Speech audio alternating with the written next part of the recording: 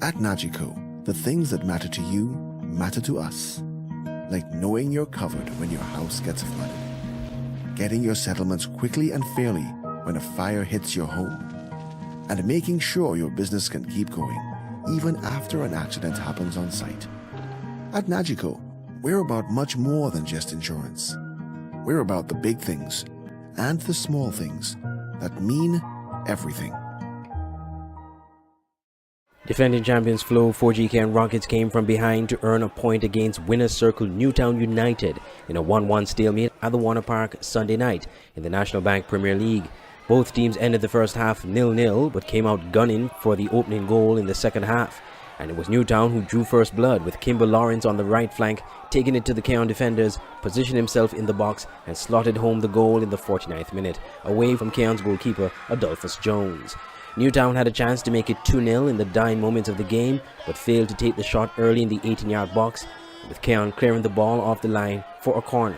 The team from East Bastia lived to rue that chance as Carlos Berti got a breakaway chance in the 83rd minute and lobbed the ball over Newtown goalkeeper Akil Manaras Byron to equalize. Despite several attempts by Newtown, including a series of corners in stoppage time, the match ended in a draw, and a crucial point for both teams as they vied for a Carnival Cup position. Coach George Yellowman Isaac of Keon praised his team's resilience to come from behind and claim a point. Well, it was just a natural thing coming out from the guys them from half time, because as you know, it was done in the second half, and based on the motivation and the half time, it was do not give up no easy goal and no early goal, and we really gave up the early goal and it was costing us a little bit until we settled. From Newtown's coach Anthony Nets Isaac, it was a lost opportunity for his team. Defense was we really work on our defense from the last game. That, as I told you before, that our defense was kind of tired, so we need to work a little more. So we work on that really hard. But in terms of up to the front with the go-ahead goal, just to seal it off, to make it 2-0. I mean, unfortunately that we missed that day, and we have to get that day right for next game. In other results on Sunday, Rams Village Superstars filled out the officials' score sheets with a slew of goals to bury St. Thomas Trinity United 9-1. Kimari Rogers picked up a hat-trick in the 30th, 42nd and 71st minutes. Travis Somersall scored 2 goals in the 45th and 76th minutes.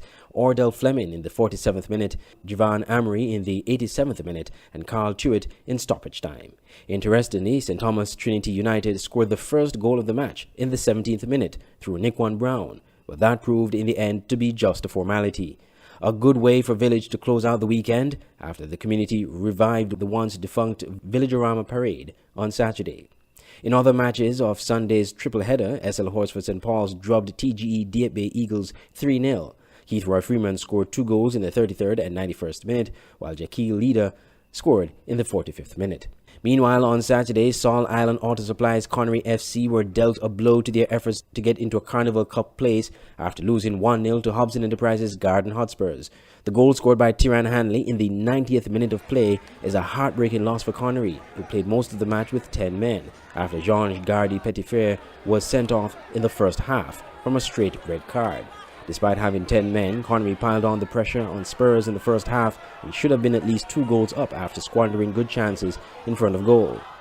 In the first of Saturday's doubleheader, Fast Cash Saddlers and Elko Limited St. Peter's drew 0-0.